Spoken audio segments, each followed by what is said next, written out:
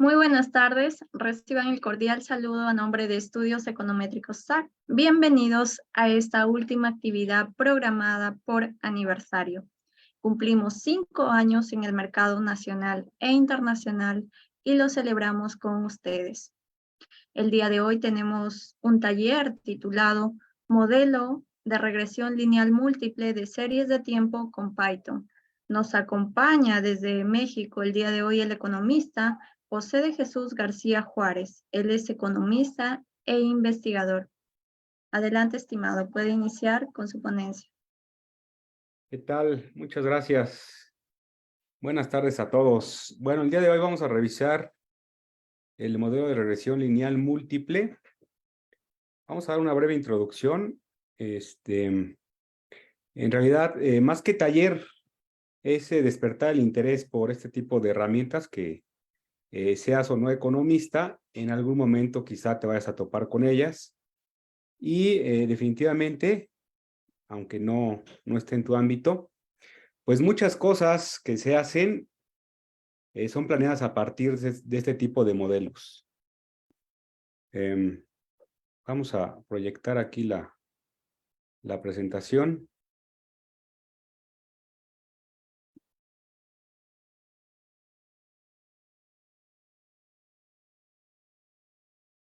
Ahí está.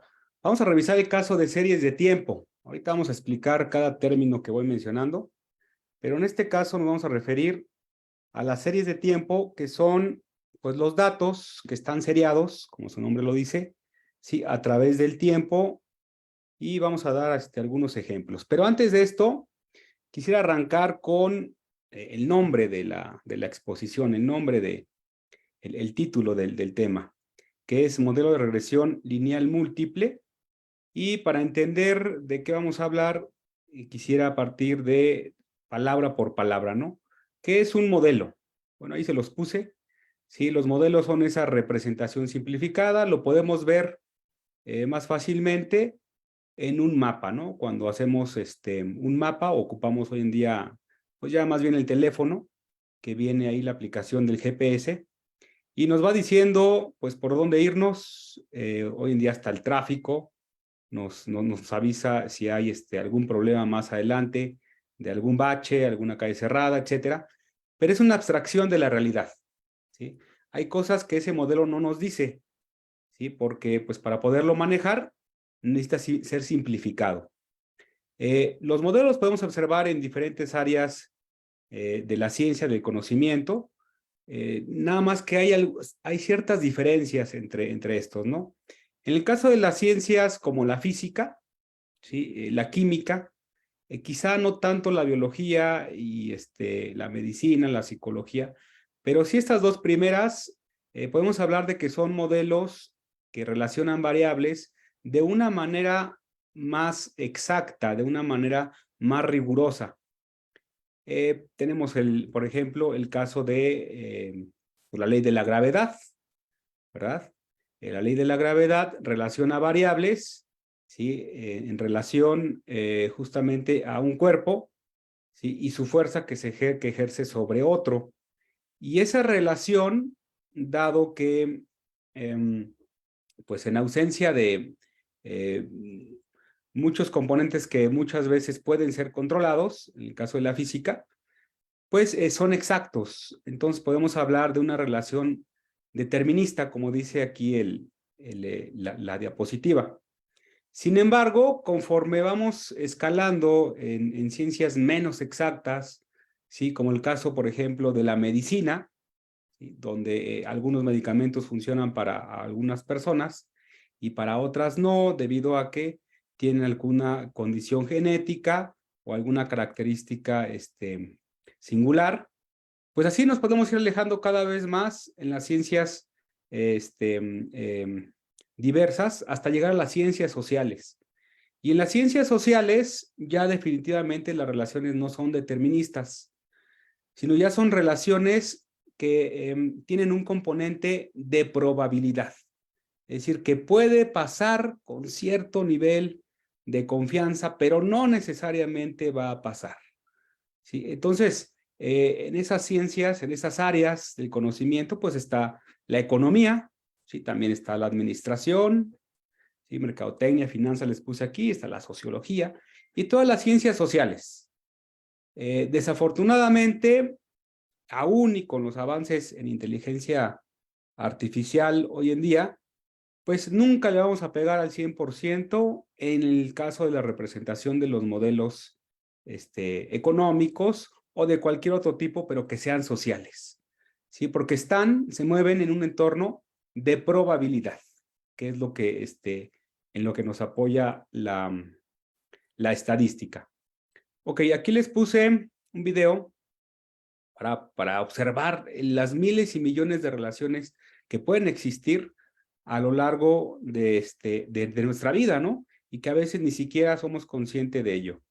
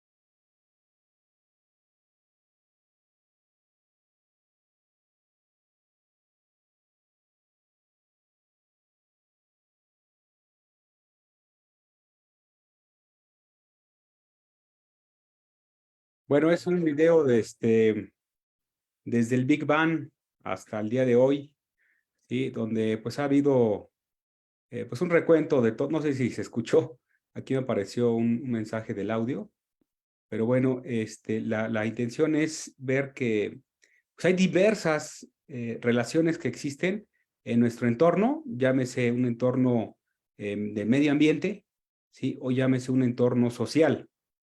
Entonces vamos con la siguiente palabra, dijimos modelo es una representación simplificada. ¿Sí? En economía nos vamos a referir a simplificación de la realidad en términos de fenómenos económicos.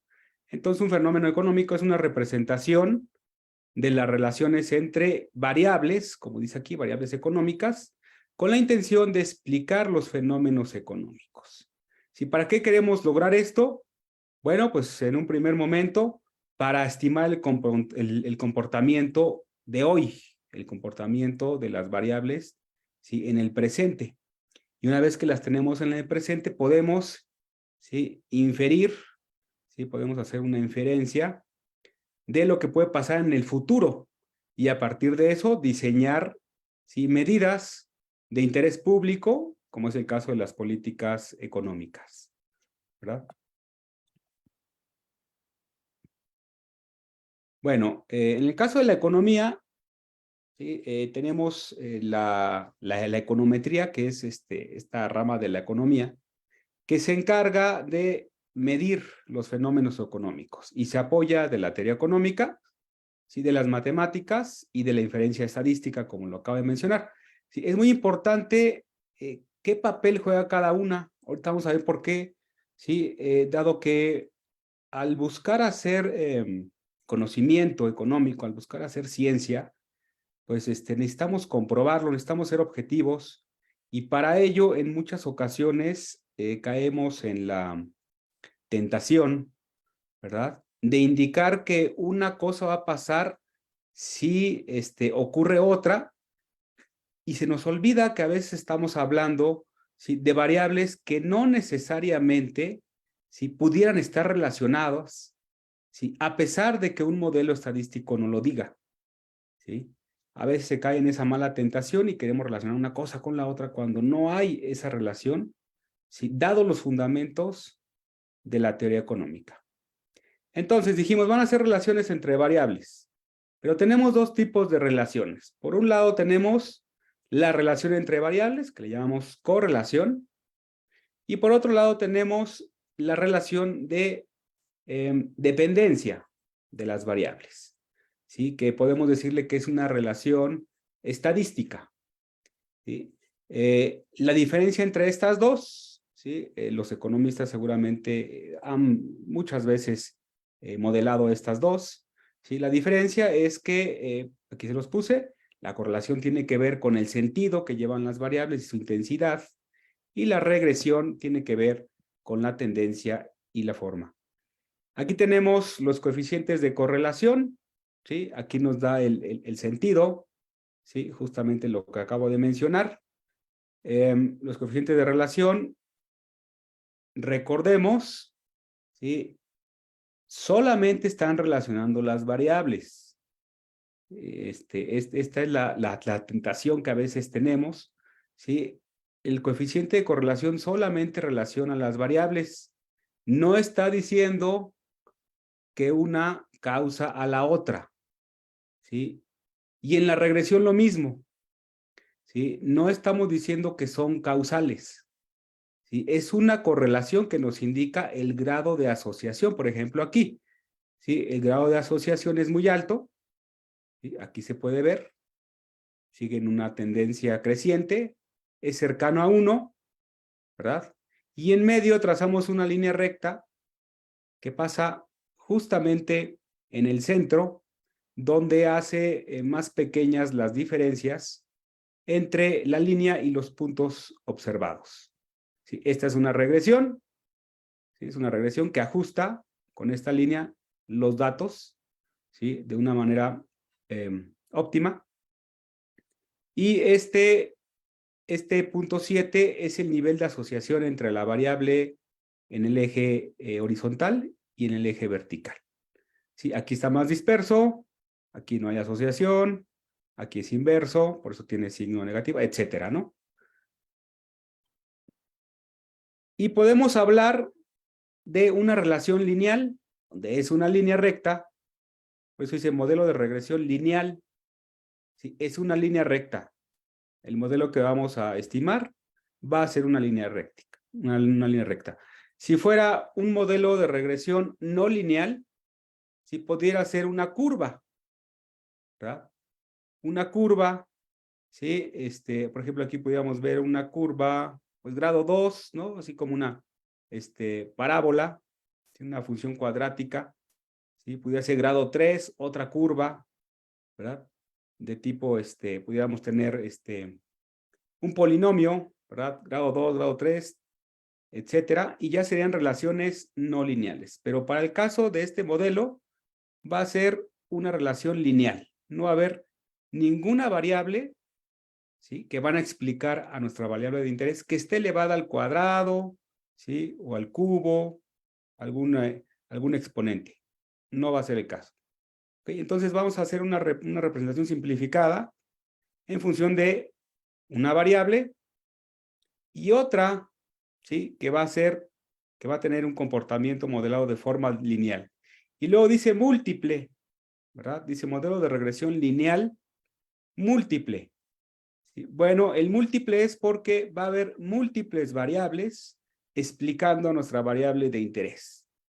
¿Sí? Múltiples variables lineales explicando nuestra variable de interés. De tal suerte que en el eje de la Y vamos a tener nuestra variable que va a ser explicada, nuestra variable dependiente, y en el eje de las X, las diferentes variables independientes que van a explicar, ¿sí? A la variable dependiente. ¿Ok? Este es un ejemplo. ¿Sí? Es un ejemplo, es un modelo de regresión lineal simple porque es una sola variable. ¿Sí? Y aquí tenemos, pues, la abscisa, que es digamos, la media. ¿Sí? Cuando la otra variable no existe, pues el promedio nos da ¿sí? El comportamiento de nuestra variable que queremos medir. ¿Verdad? Ya cuando nuestra variable existe, ¿sí? Este es su coeficiente. ¿Sí? Y cada vez que esta variable aumente en una unidad, nuestra variable dependiente va a aumentar en 0.62 unidades, ¿no? Es una relación simple, ¿sí? De un modelo de regresión. ¿Okay? Entonces lo podemos especificar así. A veces los que no son economistas, pues pudieran ver muchos numeritos, ¿no? Podrían ver muchos numeritos que hay en los modelos de regresión, pero no es nada complicado. En realidad es muy simple. Esta es nuestra variable dependiente, que aquí puede ser consumo privado, ¿sí? Presente, tiempo presente, ¿sí? Este es nuestro coeficiente, o sea, la media de esto, el promedio, ¿sí? Y este es el coeficiente de nuestra primer variable, ¿sí? Que aquí le estamos poniendo remesas, tiempo presente. Estamos poniendo coeficiente 2, porque aquí vamos en orden, este es 1, este es 2, ¿sí? Y es el modelo de regresión lineal simple, es una sola variable. Y aquí es un término de errores. ¿Por qué de errores? Porque nos va a reflejar, ¿sí?, la diferencia que hay entre esto que yo estoy estimando aquí, en esta línea, estoy diciendo que es así, y este es el punto observado. Este es el valor real en la realidad, y este es el que yo estoy estimando con esta línea, ¿sí?, de regresión, con esta línea de ajuste. ¿Okay? Entonces aquí los vamos a ir colocando. Este es el residual, la variable aleatoria, pero que nos va a reflejar, muy importante, nos va a reflejar esa diferencia entre el modelo que estoy estimando y el comportamiento real de la variable. Entonces, si nos refleja eso, ¿sí?, nos va a decir qué comportamiento tiene nuestro modelo respecto a la realidad. Y ese dato es totalmente la esencia del modelo, porque nos va a permitir evaluar qué tan bueno o malo es el modelo. Entonces, a ese dato de error le podemos hacer las pruebas estadísticas, porque nos está reflejando qué tan preciso, qué tan bueno o qué tan malo es. ¿Sí? Entonces, aquí vienen los nombres, los sinónimos de la variable dependiente, que es esta. ¿Sí? Se le llama de esta manera. ¿Sí? Y aquí están los sinónimos para las otras variables. ¿Okay? Ahora, modelo de regresión lineal múltiple. ¿Sí? Pues lo mismo, pero ahora no vamos a tener una sola variable.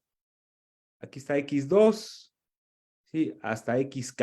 Ahora vamos a tener varias variables, ¿sí?, que explican a la variable de interés, a la variable dependiente. Son varias variables. Y lo importante aquí es que dependiendo de los datos, nosotros vamos a ajustar un modelo que sea, estadísticamente, ¿sí?, el más conveniente para que no nos metamos en problemas de, digamos, decir cosas que no son. ¿Sí? La estadística, recordemos, nos va a ayudar a validar, ¿sí?, nuestros coeficientes, estos de aquí, ¿verdad? Nos va a ayudar a decir si son válidos o no. Entonces, dado que la estadística nos va a permitir hacer eso, pues debemos de cumplir con ciertas características en el caso de los datos. Por ejemplo, ¿sí?, los datos a los que nos referimos en la física, en la medicina, etcétera, ¿sí?, por lo general van a ser datos de corte transversal. ¿Sí? En general, no van a estar sujetos a un periodo de tiempo. Pero si nos vamos en el campo de la economía, al campo de las ciencias sociales, ¿sí?, ahí sí vamos a encontrar que los fenómenos no necesariamente siempre se repiten, ¿sí? Toman diferentes comportamientos. Entonces, nuestras variables van a ser, aunque van a ser las mismas, a lo largo del tiempo van a tener un comportamiento consecuente, ¿sí?, serial. ¿Sí? Por ejemplo, el tipo de cambio que en México está muy de moda, ¿verdad?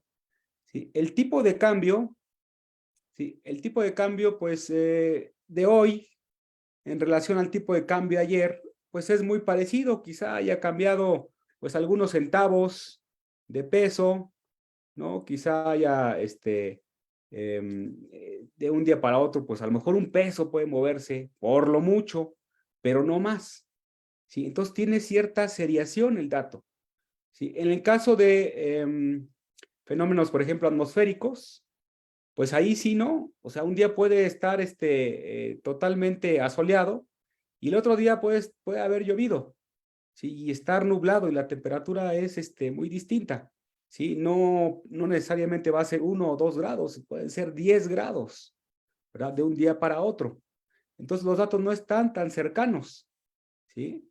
Entonces, en el caso de series de tiempo, ¿sí? Tenemos el problema de que los datos ya llevan un comportamiento que va heredado, ¿sí? De los datos anteriores, ¿sí? Llevan ciertas características que nos pueden decir más o menos, ¿sí? Que no va a cambiar tanto.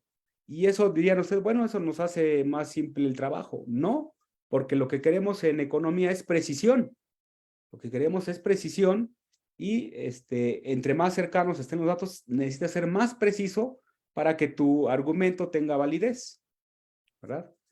Entonces dice aquí, aplicaciones del modelo de regresión lineal múltiple, le faltó ahí lineal. Bueno, uno diría, cualquier modelo, pues lo que nos va a decir es cómo se comporta la variable de interés cuando las otras variables cambian, ¿verdad? Esa sería por default la respuesta. Sin embargo, cuando hablamos de series de tiempo, dado que los datos tienen características especiales, pues lo que vamos a encontrar es que el modelo lineal de regresión múltiple nos va a servir principalmente no para predecir el comportamiento futuro, sino para identificar cuáles son esas variables que me van a servir para explicar mi variable de interés, ¿sí? Ese es el principal uso en el área de la investigación, ¿sí? Vamos a identificar cuáles son esas variables que realmente funcionan para explicar el fenómeno que tengo contemplado.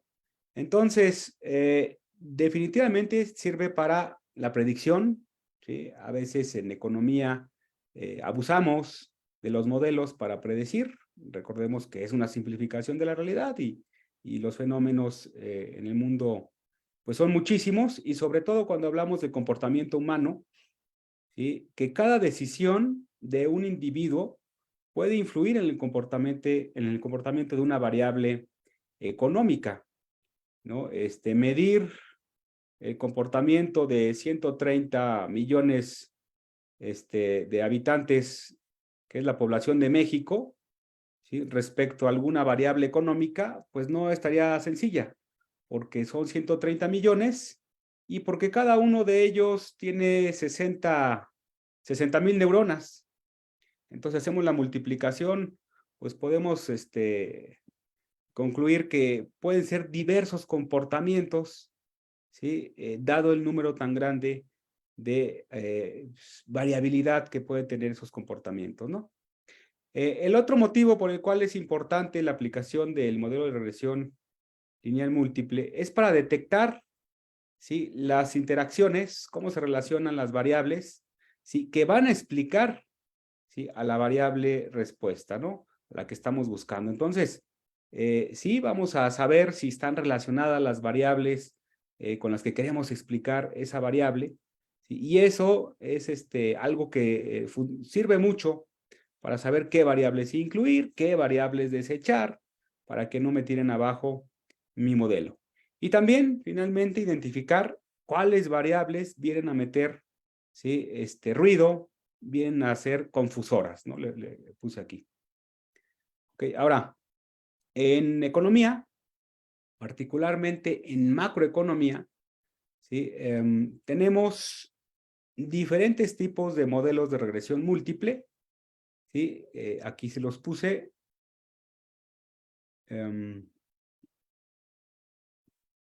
Aquí se los puse, dice, primero tenemos la base teórica, como dice aquí, el criterio 1.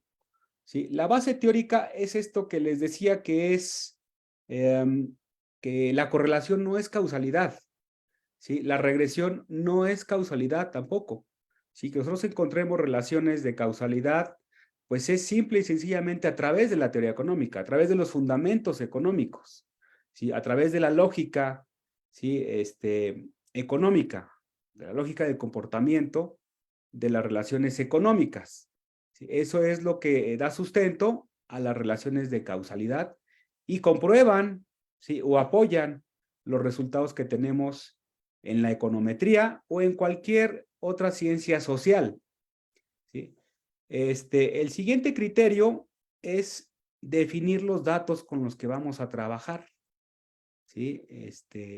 ¿Cuál es esa frecuencia de los datos? ¿Cuál es el mínimo de datos que necesitamos, ¿sí? Para definir nuestra muestra. Hoy en día tenemos una ventaja con la tecnología que hace muchos años no teníamos, y que es que la información, ¿sí?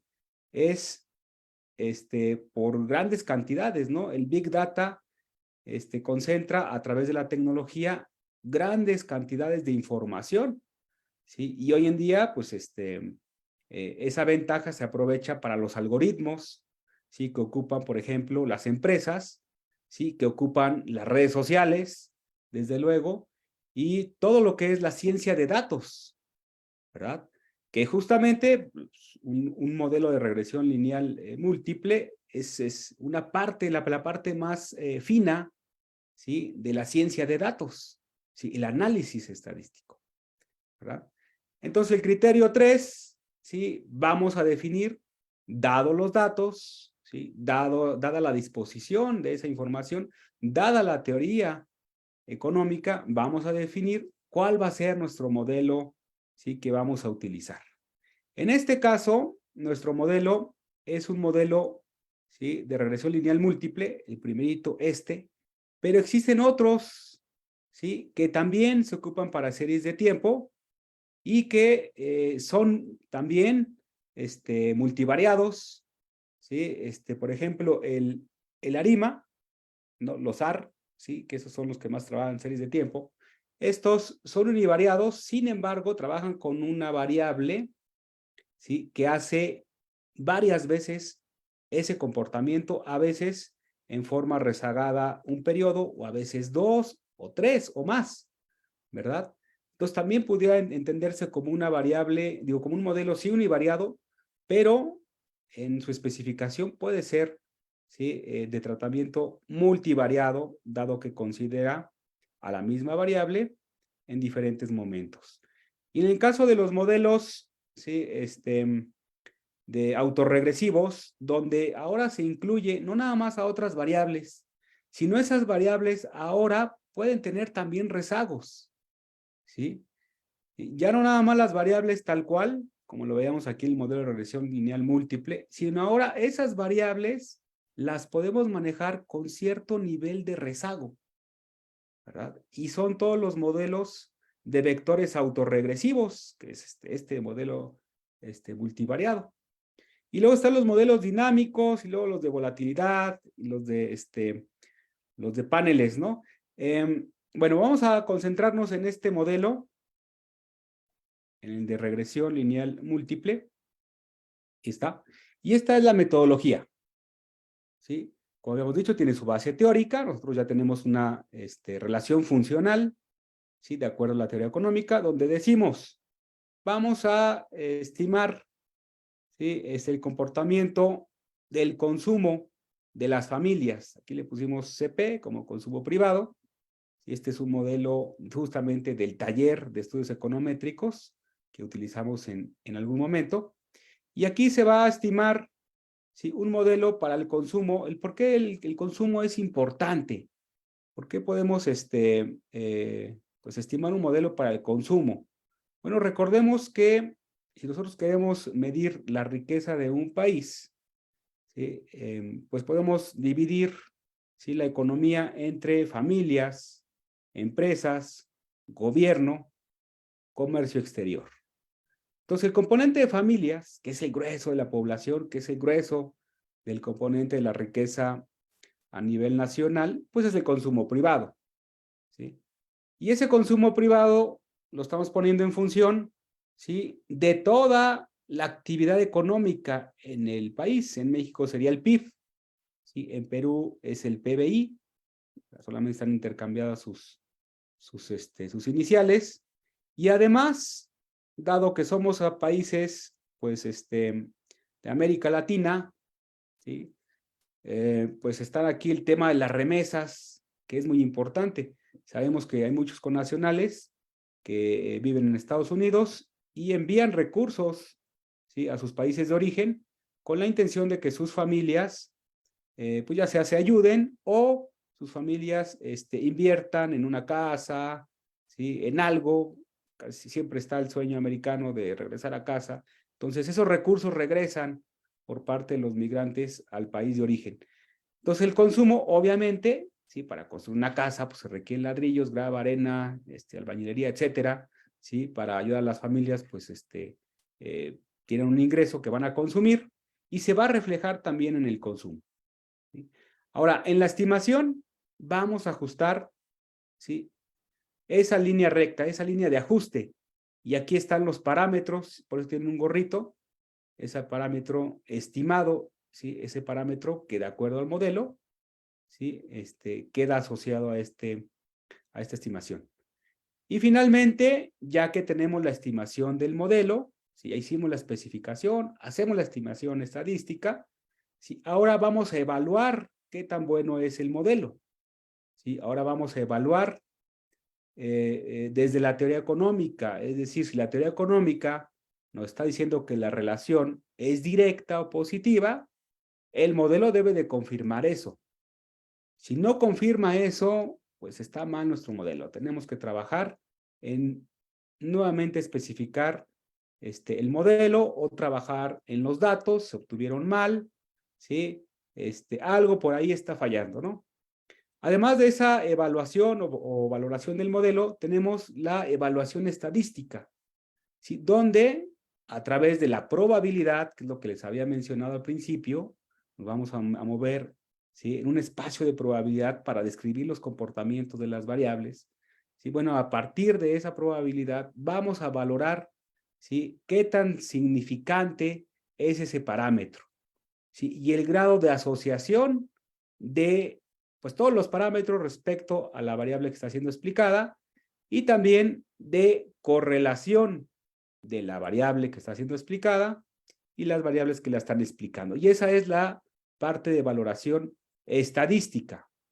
Y luego viene la parte econométrica, que se mide, ¿sí?, fundamentalmente entre los errores que tiene nuestra variable que estamos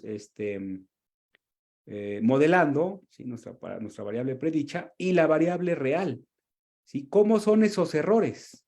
¿Sí? ¿Qué comportamiento tienen? Porque nos va a reflejar mucho, ¿sí?, de cómo está el modelo. Y aquí dice normalidad, ¿sí?, que se van a medir en los errores.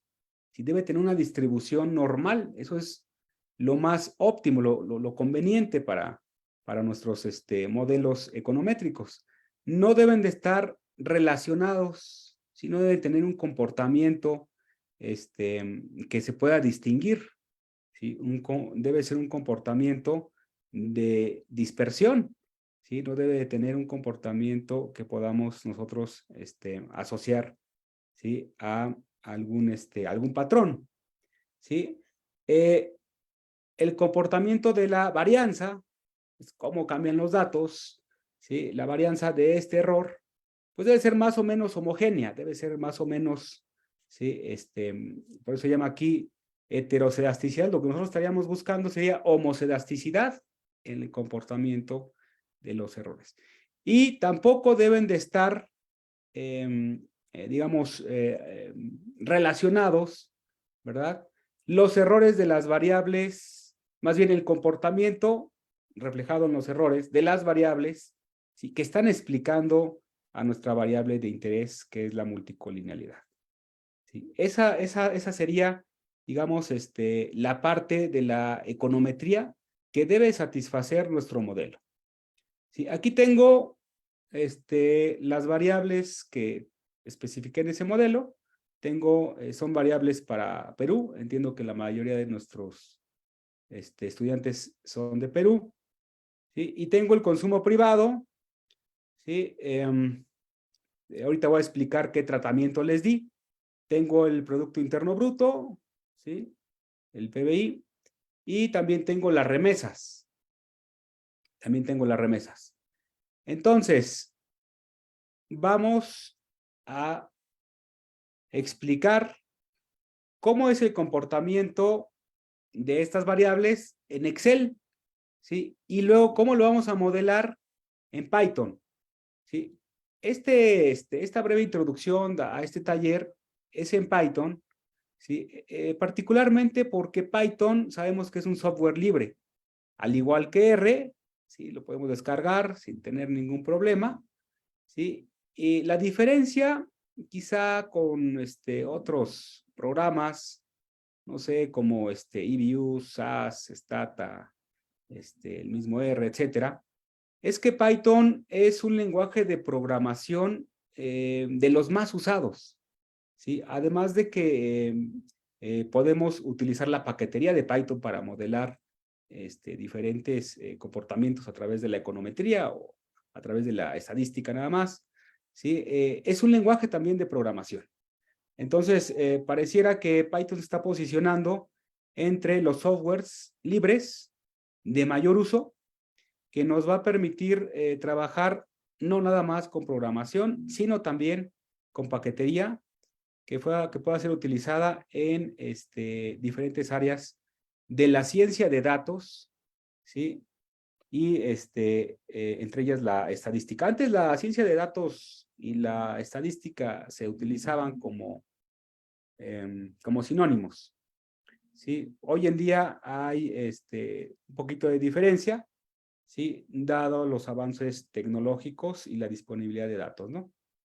Entonces me voy a pasar ahora a Excel, ¿sí? Para explicar esa parte especial que les dije que tenían los datos de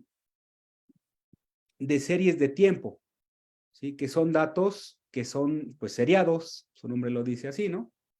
Y miren, déjenme, aquí les traje un ejemplo. Yo creo que este ejemplo es lo que más vale la pena de este pequeño taller, ¿sí? Porque todo lo demás va a ser como una introducción y les van a dar ganas de tener esa experiencia y aprender ahora en Python, pero esto les va a explicar el tema de las series de tiempo, ¿sí? Decimos que nuestros datos deben de ser estacionarios para que nuestro modelo pues nos arroje buenos resultados, sea válido estadísticamente.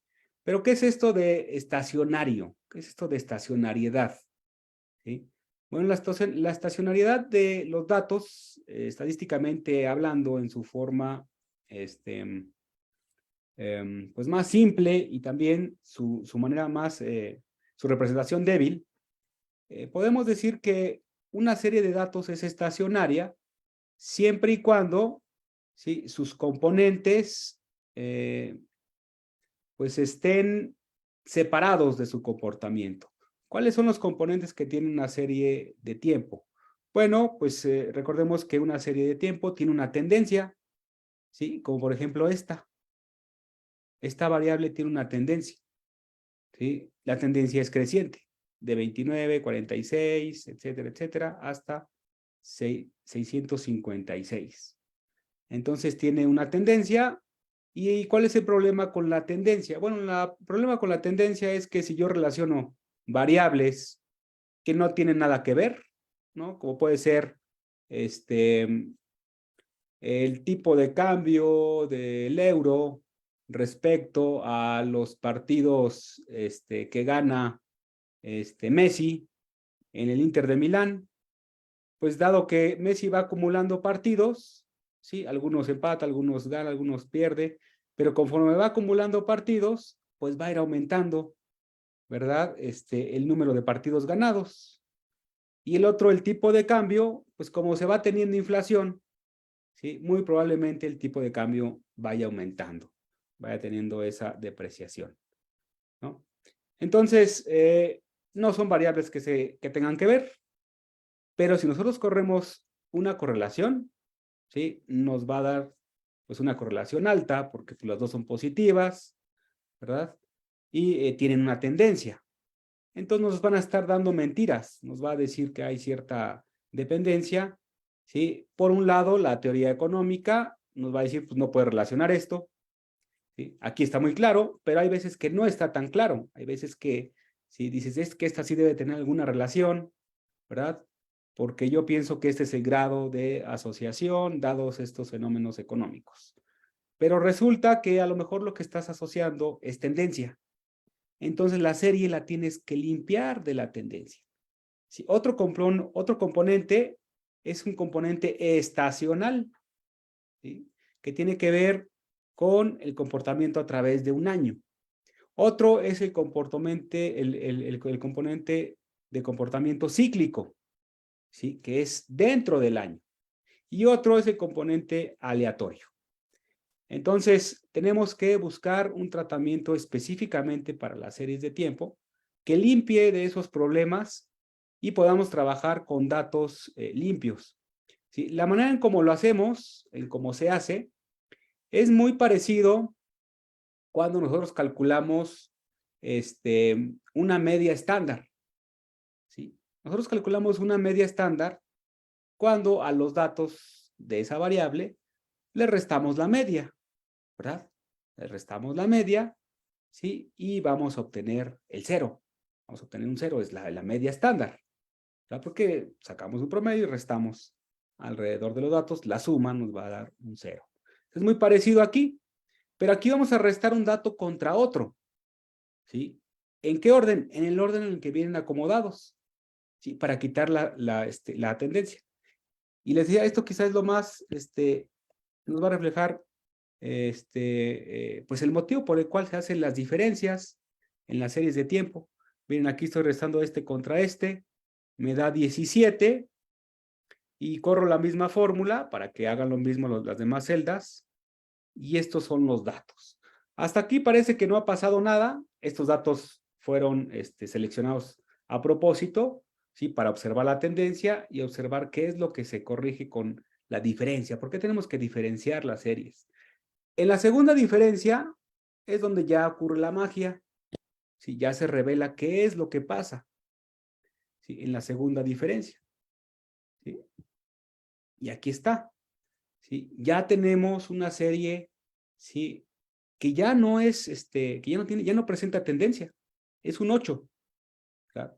Entonces es el motivo por el cual se hace diferencia en los datos, el motivo por el cual se diferencian los datos para trabajar, ¿sí? Con datos libres de tendencia donde no estemos asociando, ¿sí? Relaciones espurias, le llamamos en econometría, ¿ok?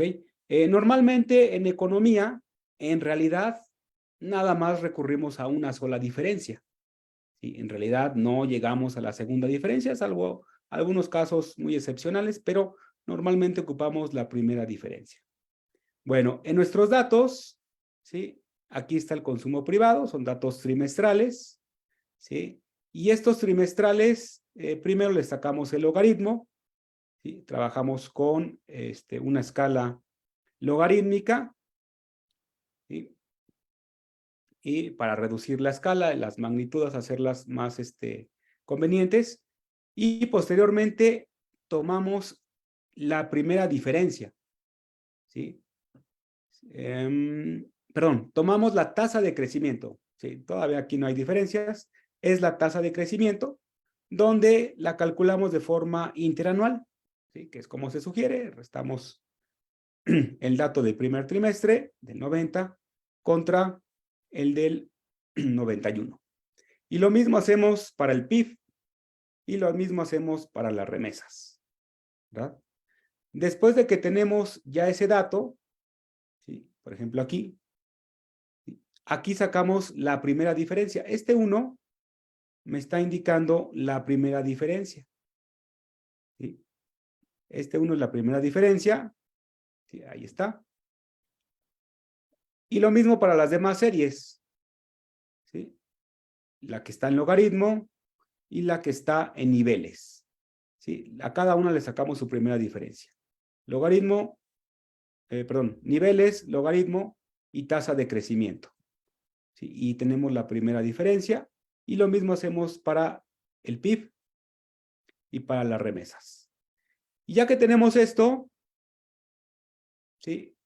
Estamos incluyendo en este modelo pues unas variables dummy o dummy, ¿sí? Dummy, como mejor se les acomode, ¿sí? Y la primera la vamos a poner, acuérdense, esta es Eso nos puede ayudar a modelar eventos específicos, como por ejemplo la crisis del 2001, ¿sí? Aquí está la crisis del 2001. 2001, está también la crisis para otra dummy, ¿sí? En el 2008, la crisis financiera del 2008, y la última para el caso de la pandemia, en 2020, ¿sí? Porque va a haber ahí comportamientos atípicos. Entonces, ponemos una variable dicotómica que recoja esos comportamientos, ¿verdad? Y en el caso de Perú, aquí me acuerdo, también pusimos otra dummy, pero para el caso de la crisis del Perú, en el 2022, la crisis política del Perú, en 2022, incluimos una más, ¿verdad? Bueno, ahora, esa es la estructura de los datos, así es como lo vamos a manejar. Sin embargo, pues no requerimos hacer todo esto en Python, ¿sí? Python, de hecho, lo que va a hacer es que de la base de datos, ¿sí? Pues va a hacer las transformaciones que le ordenemos y nos va a estimar un modelo. Entonces, vamos ahora a Python. Vamos a observar esto en Python.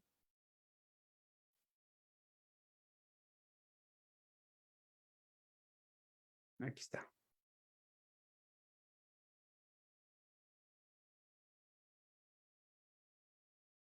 Ok.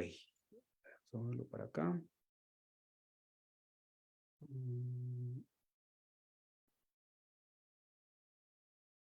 Bueno, lo primero que tengo es, bueno, el título, le puse aquí el título. Y paso número 1, pues cargamos las librerías. ¿Sí? Aquí ya las cargué, ya las corrí. ¿Sí? Y ahora vamos con el paso número 2. ¿Sí? Estas librerías son justamente librerías para poder llevar a cabo, ¿sí? nuestro cálculo econométrico. ¿Sí? Y pues ya en el curso ustedes verán la manera en que se descarga Python, ¿sí? Y qué es lo que se ocupa para poder instalar, ¿sí? Este software, el software de Jupyter, ¿sí? Y cómo hacerlo, ¿sí? Entonces, paso número 2, después de cargar las librerías, ¿sí? Pues pongo la ruta de mi archivo, ¿sí? Mi archivo es este.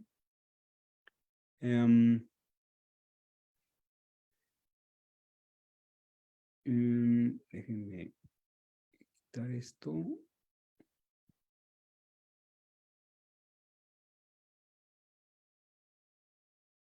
Bueno, no puedo retirar este.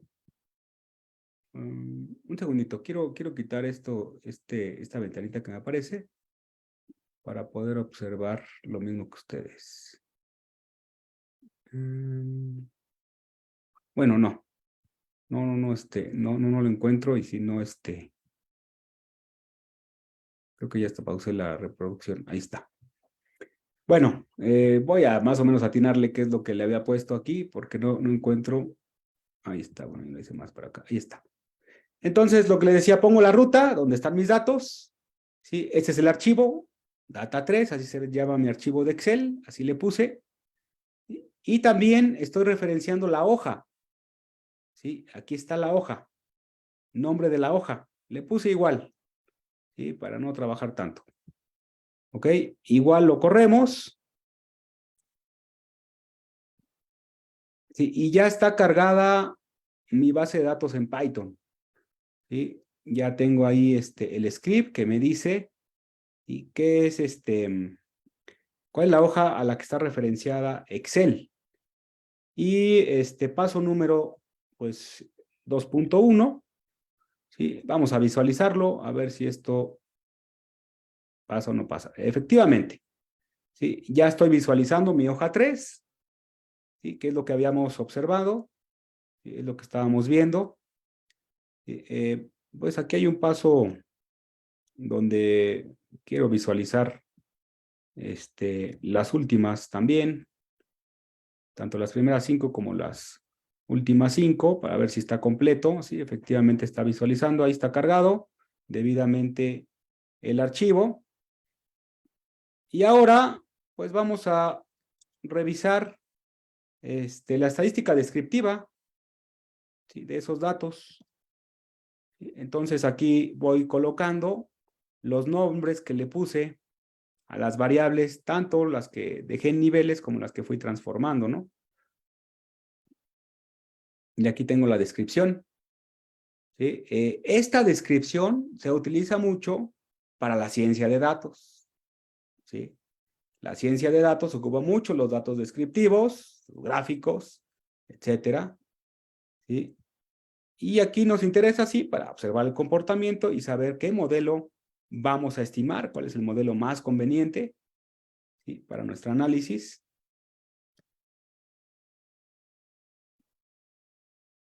Aquí estamos buscando importar para poder graficar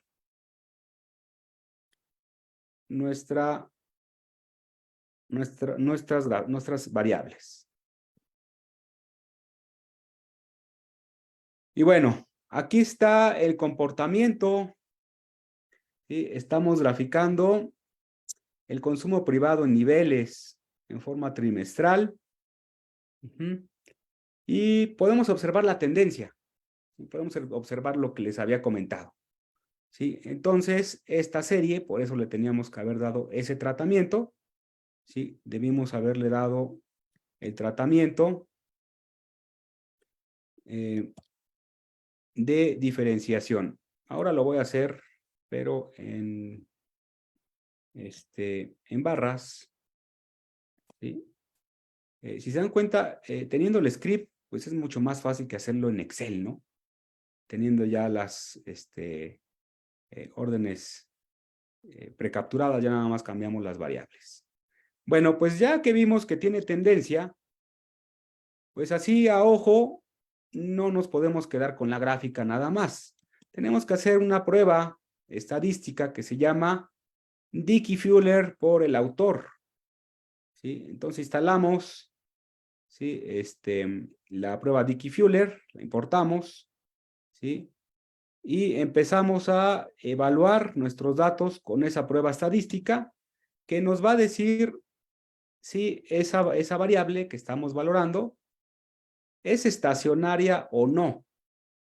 ¿Sí? Recordemos que buscamos variables estacionarias y si no las tenemos, pues las convertimos en estacionarias para poder trabajar con ellas, ¿sí? Entonces aquí el Dickey-Fuller, ¿sí?, ya nos revela si esa variable es estacionaria o no. Bueno, aquí nos falta nuestra regla de decisión para poder contrastar la hipótesis, ¿sí? Sin embargo, bueno, aquí viene ya el estadístico de prueba, ¿no? Aquí vienen los valores críticos y pues no nos está arrojando pues significancia en ese sentido, ¿verdad? Aquí viene el p-value y el estadístico de referencia. Entonces, pues ya se esperaba que así fuera, ¿sí? Es una variable no estacionaria, ¿sí? Es decir, tiene raíz unitaria, se llama, en esta prueba. Y podemos ir calculando aquí los diferentes Dickey-Fuller para cada variable, ¿sí? Por ejemplo, para el PBI, si le pusimos así PBI, ¿no? PBI, pues muy parecido también, ¿verdad? Para las remesas,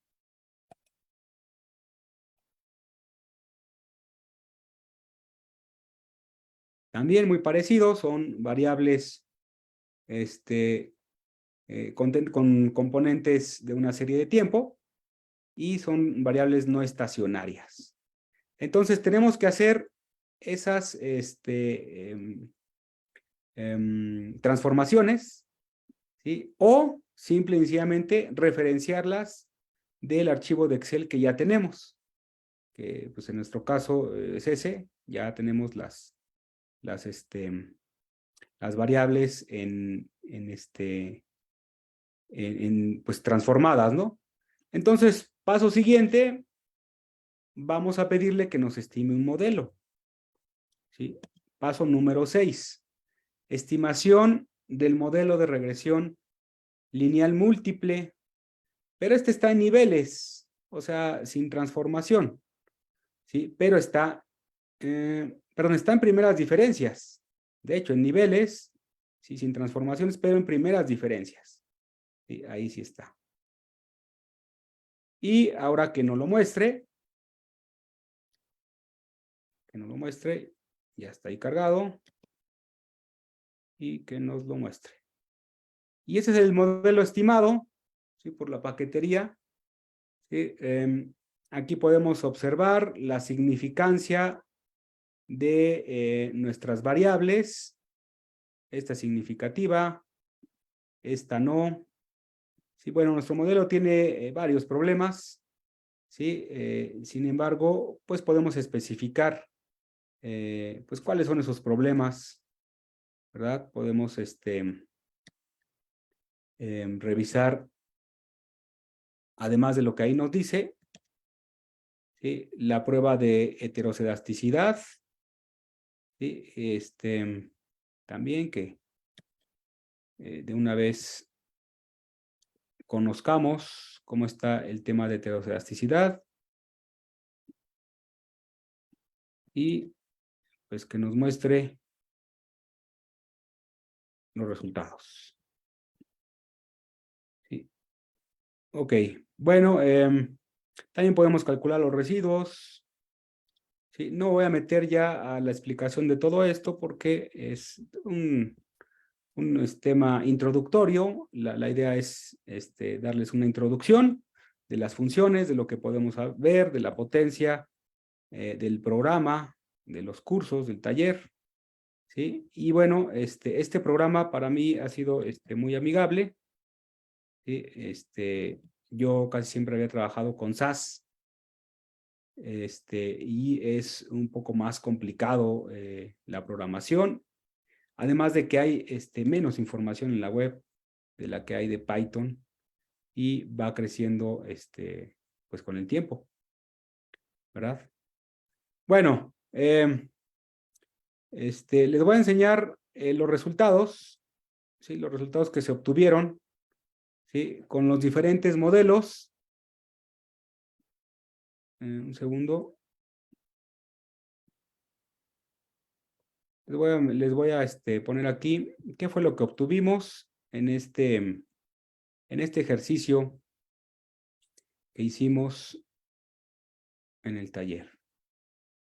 Bueno, aquí está el resumen. Ya sé que ya se me acabó el tiempo, pero vamos a revisarlo rápido. ¿Sí? Aquí están. ¿Sí? Esta es la estimación que habíamos hecho. ¿Sí? Y aquí está el modelo, ¿sí? Donde se corrió niveles. ¿Sí? Se corrió niveles y bueno, pues no se tuvieron buenos resultados. ¿Sí? Este es un modelo que se corrió en logaritmos, ¿sí? Con sin diferencia, me parece aquí. Me parece que fueron sin diferencia. Ah, sí, aquí está, en la primera diferencia. Aquí está el triangulito. En la primera diferencia, los dos, ¿sí? Y con tasas de crecimiento. ¿Sí? Con tasas de crecimiento. ¿Sí? Entonces, se obtienen diferentes resultados. ¿Sí? Aquí, pues podemos ver que el modelo mejor librado, pues parece que es el último, el de tasas de crecimiento. Aunque aquí el de correlación es muy alto, tiene problemas en los, pues también en los residuales. Sí, principalmente es un problema de residuales acá. Pues este sería el mejor modelo, ¿sí? Ya ajustado con tasas de crecimiento. ¿Ok? Bueno, pues aquí hay otros modelos que hicimos para el PIB, para otras variables. Pues hasta aquí la presentación. No sé si haya alguna participación, alguna consulta, algo que quieran comentar. Yo sé que pues, no había tiempo para explicar todo, pero sí para que supiéramos por dónde va el asunto, de qué se trata el modelo de series de tiempo y cuál es la utilidad que se le puede tener o que nos puede dar, ¿sí? El modelo de Python y pues los cursos que se ofrecen a través de esta organización. No sé si hay alguna participación, el panel, no sé si quiera decir algo.